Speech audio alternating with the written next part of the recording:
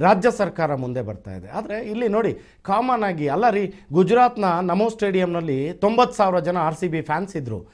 ಇನ್ನು ಈ ಒಂದು ಚಿನ್ನಸ್ವಾಮಿ ಸ್ಟೇಡಿಯಮಲ್ಲಿ ಸೆಲೆಬ್ರೇಷನ್ ಮಾಡ್ತೀರಿ ಅಂದರೆ ಎಷ್ಟು ಜನ ಬಂದಿರ್ಬೋದು ಅಲ್ವಾ? ಆ ಒಂದು ಅಂದಾಜು ಊಹೆ ಕೂಡ ಸರ್ಕಾರಕ್ಕೆ ಇರಲಿಲ್ವಾ? ಎಸ್, ಮುಂದೆ ಕೂಡ ಸುದ್ದಿ ಇದೆ. RCB ಕಪ್ ಗೆದ್ರೆ ತಲೆ ಬೋಳಿಸ್ಕೊಳ್ತೇನೆ ಎಂದು ಹೇಳಿದ್ದ CSK ಅಭಿಮಾನಿ ಒಬ್ಬರು ಹೇಳ್ದಂತೆ ತಲೆ ಬೋಳಿಸ್ಕೊಂಡ್ರಂತೆ.